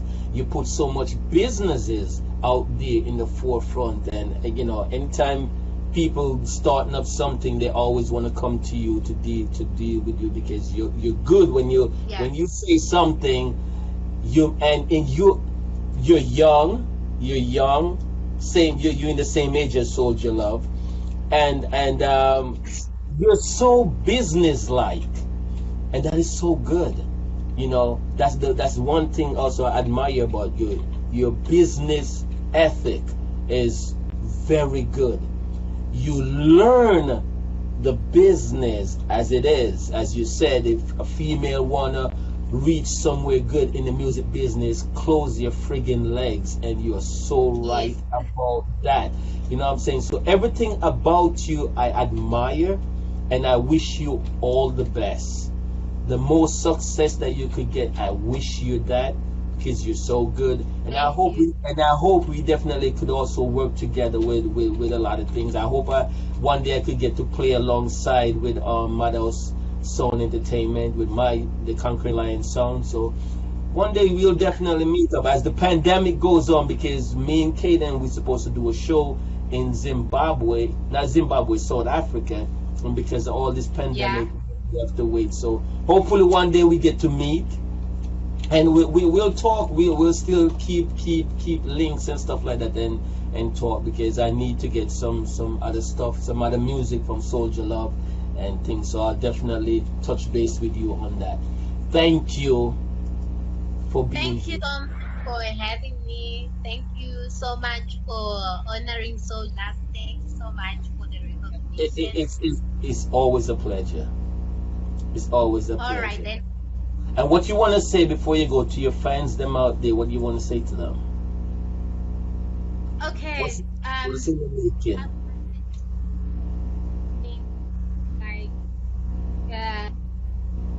People who follow music, especially our Zimbabwean youth, like, don't just go on social media and get people and judge them from the way they go based on what you think about them.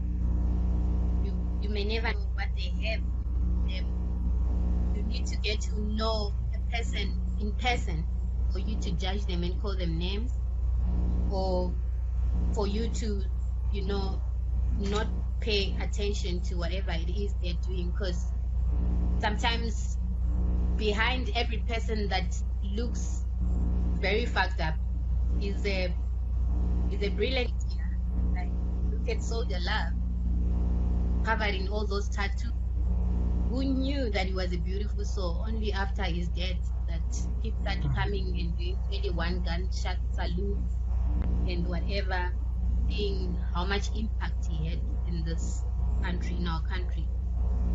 So don't judge people that you see on social media based on what you read, based on whatever the newspaper says about them, or whatever your first impression is when you see their picture.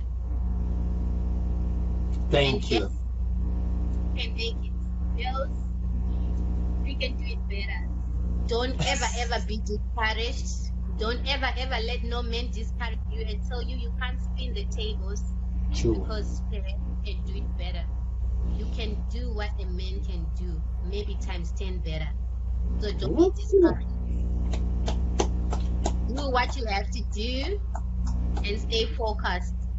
And always pray, because God is everything.